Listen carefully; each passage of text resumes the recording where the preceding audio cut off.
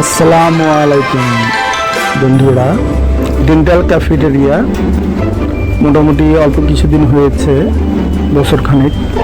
তো এখানে খাদ্য কীরকম 14 নম্বরের মোড়ের ডান পাশে মসজিদের সংলগ্ন। তো এখানে এসেছিলাম খাবার খেতে দুপুরে। তো খিচুড়ি আর মোরগ খেলাম, মোরগ মুরগি, এগুলো আবার চাপ পাওয়া যায়, অনেক রকমের খাবার আছে এখানে আপনারা দেখতে পাচ্ছেন।